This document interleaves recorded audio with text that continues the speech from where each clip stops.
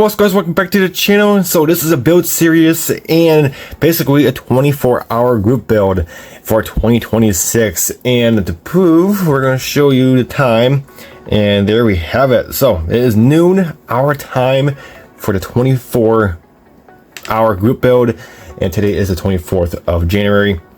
So basically noon to your time, and this is what we're doing. We're doing a German half track 250.9, and this is a pretty cool one. And last year, I'm not sure if you saw my last year's build, but there's a picture of it on your screen. That is the Humvee I built from last year, and that was a pretty cool build.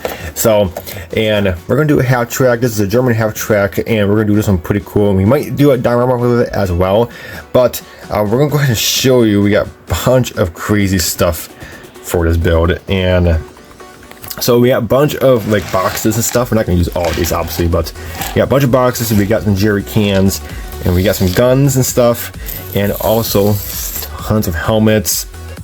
We do have some new wheels that might go on this thing.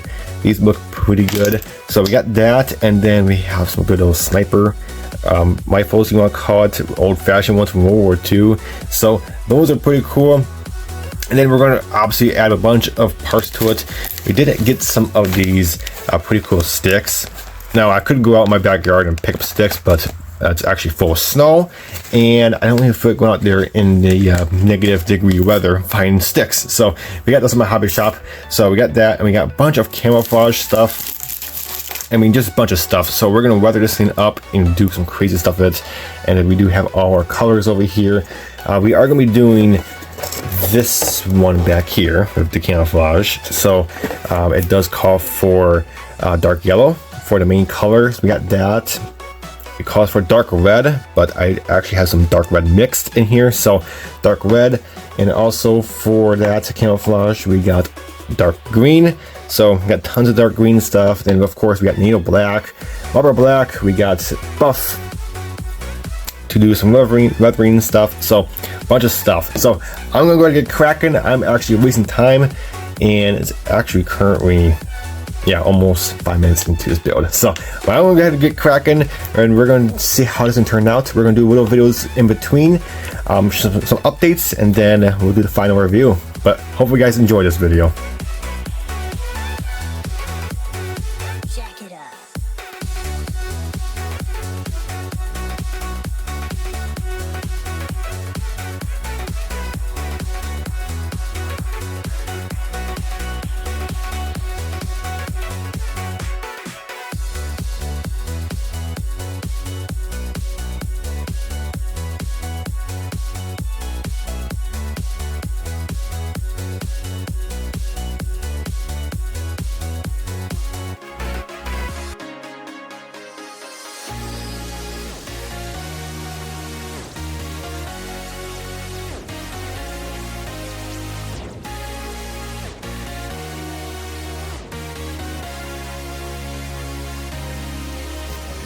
Alrighty, so first update, we're about 5 hours and 30 minutes into this build, and we're pretty much ready for paint. We got it all assembled as much as possible before we can do anything after paint or before paint, and the thing actually went together pretty good.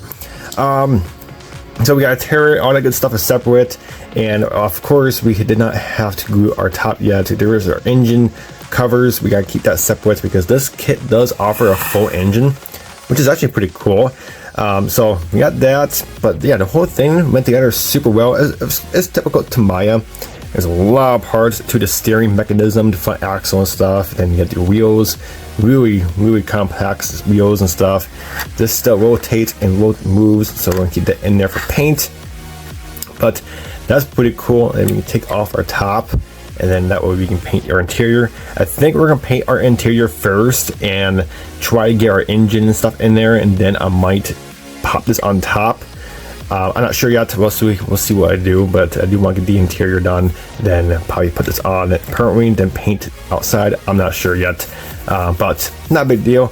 I think we'll paint the interior, and then we'll put this on so temporary, that way we can paint the outside. But overall, it's looking really good. The things turn out pretty good, and yeah, so we got a lot of colors, quite a bit of colors and stuff. So we're going to do our NATO black on the whole vehicle, and then we're going to do our white for the shadows and stuff, and then we're going to do our dark yellow stuff and camouflage and bunch of stuff. So really cool. Can't waste any more time. We're going to go ahead and get cracking, and we'll come back for another update.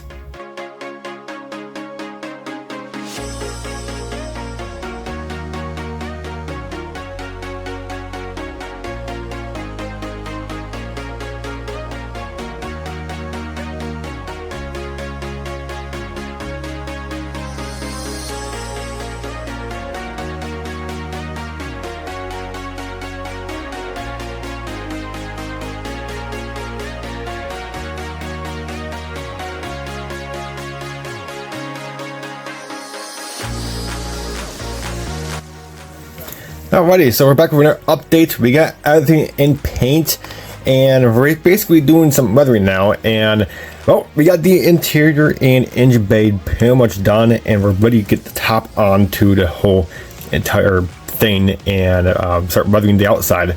But the interior turned out pretty good. I'm really happy how this turned out. So we did a bunch of like pigments and washes. We used Flaho, like mud and stuff. We use interior wash from Ammo by Meg. We use a bunch of crazy pigments, like we got not pigments but washes, like we got light dust and just some really cool stuff. We got engine grime for the engine, and also fuel stains as well for the engine, and we also rusted up the headers and stuff for the exhaust. But yeah, it turned out pretty good. Really happy how this turned out, and I didn't want to muddy up too much, but it's definitely weathered. We got the fire signature over there, and this thing's looking pretty good. Did nothing on the outside yet because we're still gonna put this together, and we gotta weather it and stuff. We gotta get our tracks on and stuff. But yeah, this thing looking fantastic. Love how this thing looks.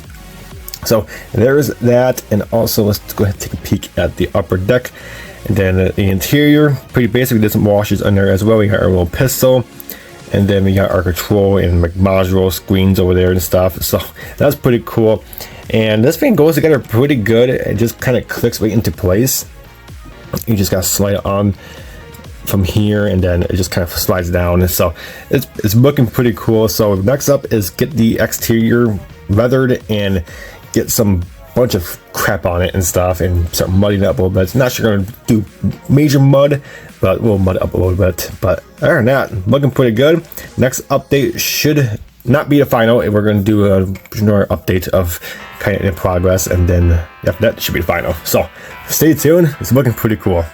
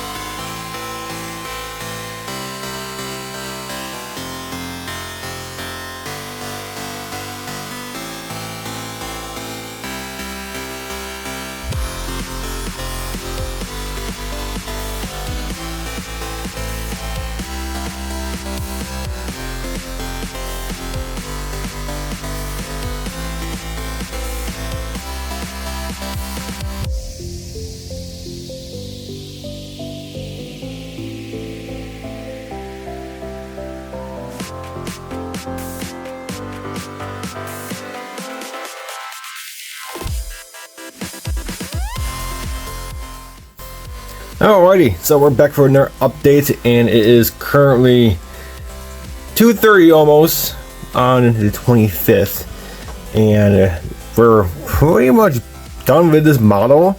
And well, we're not completely done with it. I do want to do a diorama with the for this model, but for the model itself, it's pretty much done, and it looks really good. Of course, as you saw, it has pulls and steering. And I gotta say, I'm pretty happy how this thing turned out. And so the camouflage looks really good. We did tons of washes and weathering on the exterior, We did some more mud on the tracks. I might actually do more or make it more realistic, so I'm going to do those some more. But we add some camouflage. Got an antenna there. The antenna's not in the kit actually, so we did add that. But we add some sticks and a bunch of other stuff. We add some chain. We got a spare wheel that's 3D printed along with the main wheel and tires are 3D printed as well. But really nice kit. I mean, turned out fantastic. It's an older model from Tamiya, but yet it really shines. So that's what we got so far. Again, we're gonna go ahead and try a diorama. The diorama, I'm going to combine it into its display case. So we're gonna do that, and if not, then not a big deal as long as we got the model done. But we'll come back and we'll have the completed thing right here.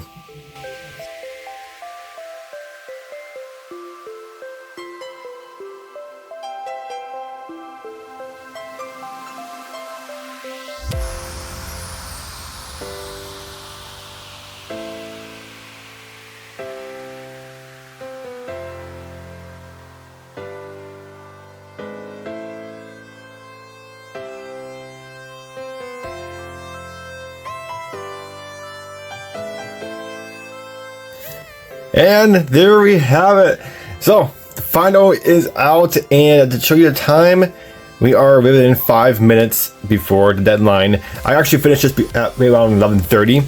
There's a picture on your screen when I finished it completely. I just got done cleaning up my desk, so my desk was completely covered with pigments and stuff. But this thing is finally done, and oh my gosh, it turned out really good. So my second annual, basically my second annual doing this group build. This is actually the 20th annual of the 24-hour group build, hosted during the 24-hour Daytona race, which is really cool. So this is the Tamiya, what is it? I'm going to call it German 250-9 half track. This thing looks pretty cool. And there's different ways you can do the paint job. You can do it all in desert tan, or you can do this like camouflage with the green and the red and stuff with the desert tan and stuff. I figured do the camouflage because I've never done this type of camouflage before on a tank or any military vehicle. So that's that. And this one is obviously part of World War II. Obviously German. This was the bad guys, you want to call it. But this case, you don't know what they use this for. This was for scouting. So it's usually a crew of 3, I believe, 3 or 4 in this thing. I think it's 3 because you can't really fit 4 people in this thing.